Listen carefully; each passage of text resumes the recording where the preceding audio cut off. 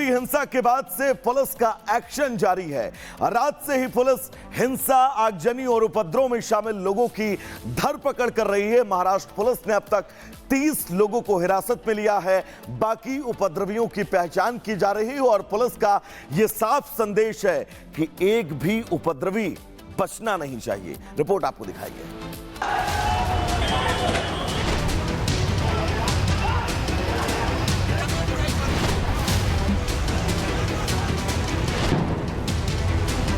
उनके हाथ में तलवारें भी थी सर, ये देखिए तलवार से तोड़ा है, ये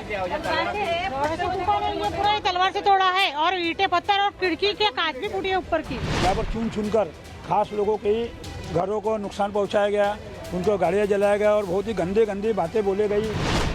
आगजनी, तोड़फोड़, पत्थरबाजी, तस्वीरों को देखकर आप भी दंग रह जाएंगे। यकीन नहीं करेंगे कि ये नागपुर की तस्वीर है।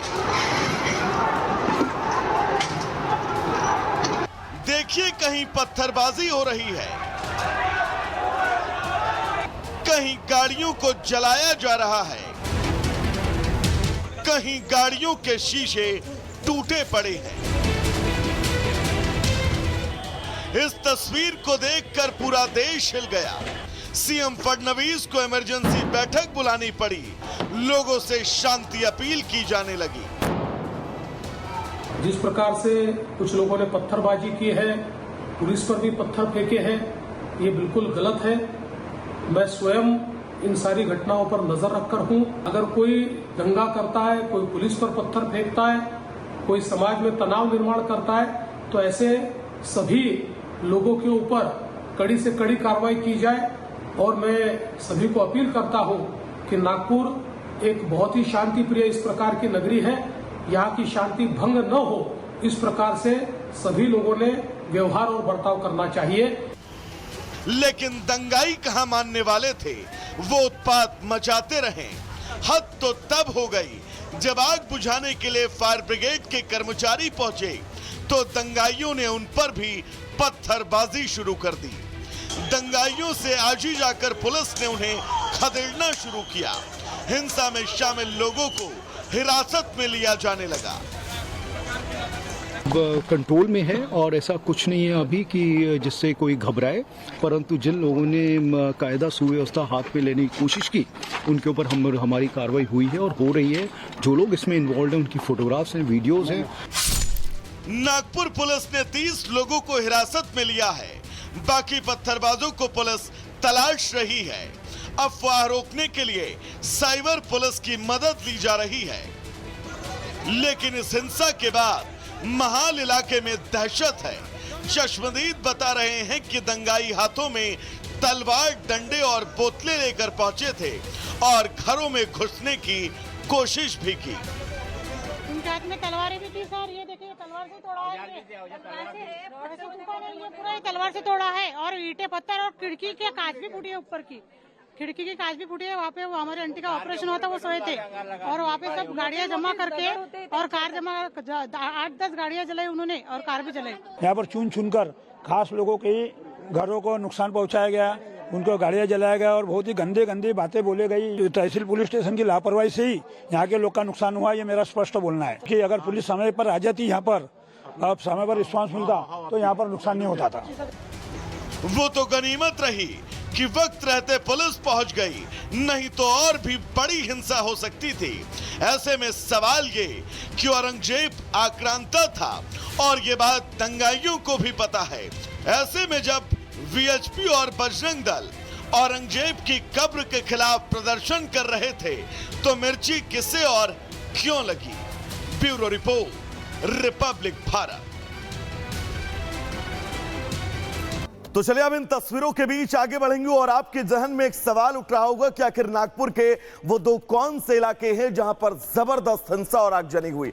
दरअसल महाराष्ट्र की राजधानी मुंबई से अगर आप आगे बढ़ेंगे 770 किलोमीटर दूर तो ये वो नागपुर का इलाका पहला इलाका हंसपुरी और दूसरा महाल इलाका, जहां पर कल जबरदस्त हिंसा हुई है। और ये वो दो इलाके हैं जिन दो इलाकों में जबरदस्त आगजनी, हिंसा और उपद्रव की तस्वीर देखी गई। इन तस्वीरों के बीच आप ये समझिए, क्योंकि बहुत खास ये इलाका नागपुर, ये कहा जाता है कि महाराष्ट्र के अगर दो जिलों में सबसे महत्वपूर्ण जिलों की बात करें तो पहला देश की आर्थिक राजधानी मुंबई, और मुंबई से 770 किलोमीटर दूर ये नागपुर, और नागपुर का हंसपुरी और महाल, ये वो दो इलाके हैं जिन दो इलाकों में जबरदस्त दंगा हुआ, जबरदस्त आगजनी और उपद्रव हुआ।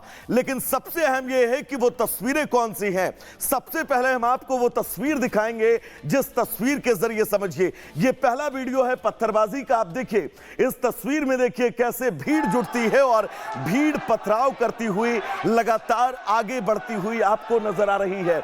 ये भीड़ 17 मार्च 2025 की ये फोटो, तकरीबन रात के 9:15 बजे का वक्त, जब यहां पर तमाम पत्थरबाज पहुंचे और जमकर पत्थरबाजी की गई।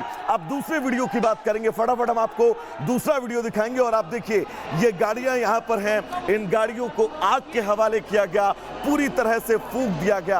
आगजनी की तस्वीर आप देखिए, फायर ब्रिगेड भी लगातार इस आग पर काबू पाने की कोशिश कर रही है, लेकिन वो कोशिश नाकाफी साबित होती हुई नजर आ रही है।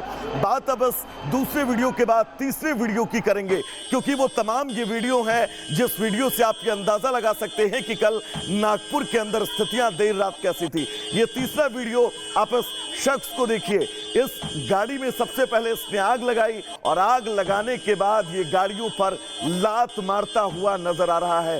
हाथ में इसके आपको पट्टी नजर आ रही होगी, यानी कि आगजनी की वो पूरी प्री प्लान तैयारी, जिस तैयारी का हम जिक्र कर रहे हैं।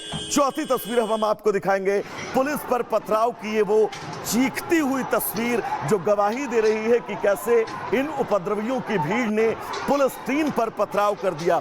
जब पुलिस की टीम यहां पर पहुंची, और आप देखिए दंगाइयों को खदेड़ने की हर मुमकिन कोशिश पुलिस की तरफ से की गई, लेकिन ये दंगाई लगातार आगे बढ़ते रहे, पुलिस पर पथराव करते रहे। पांचवी तस्वीर अब हम आपको दिखाएंगे। इस चौथी तस्वीर के बीच ये पांचवी तस्वीर, ये खाकी वर्दी वाला पुलिस वाला आपको नजर आ रहा होगा। इसके सर पर चोट लगी है, क्योंकि जो पत्थरबाजी की हमने आपको तस्वीर दिखाई, इसमें कहा यह जा रहा है कि 15 से 20 पुलिस वाले ऐसे हैं जो घायल हुए हैं। छठी तस्वीर का आप जिक्र करेंगे, पुलिस ने भीड़ को किस तरह से लाठियों के सहारे खदेड़ा है। हालांकि पुलिस की टीम पर जबरदस्त पत्थरबाजी हुई, लेकिन इस पत्थरबाजी के बीच भी पुलिस इन उपद्रवियों को खदेड़ती हुई नजर आ रही है। ये तस्वीर ये बताने के लिए काफी है कि नागपुर के अंदर क्या हुआ। सातवीं तस्वीर का आप जिक्र करेंगे इस छठी तस्वीर के बाद। ये वो सातवीं तस्वीर है, आप देखिए पुलिस ने जब लाठीचार्ज किया, स्थिति को कंट्रोल में करने के लिए, सिचुएशन को अंडर कंट्रोल करने के लिए पुलिस को बल प्रयोग करना पड़ा, और ये वो बल प्रयोग की तस्वीर है। अब बात आठवीं और सबसे अहम तस्वीर की करेंगे, इन आरोपियों की गिरफ्तारी, इन आरोपियों की धरपकड़। इस पूरे उपद्रव के ठीक बाद हुई। लाठीचार्ज करके पुलिस ने इस पूरी सिचुएशन को कंट्रोल किया, और इस पूरी सिचुएशन को कंट्रोल किए जाने के बाद अब इन उपद्रवियों पर एक्शन की बारी है। लेकिन ये हिंसा हुई कैसे, नागपुर कैसे सुलगा, ये सवाल आप सबके जहन में होगा। सबसे पहले बात करेंगे नागपुर हिंसा भड़कने के पीछे वीएचपी के, यानी कि विश्व हिंदू परिषद के समर्थक जो हैं वो औरंगजेब के खिलाफ प्रदर्शन कर रहे थे। इस प्रदर्शन के बीच शिवाजी चौक के पास औरंगजेब समर्थक पहले से ही जुटे हुए थे। औरंगजेब की कब्र को लेकर दो गुटों में झड़प शुरू हुई, और इस झड़प में दंगाई तलवार, डंडे, पेट्रोल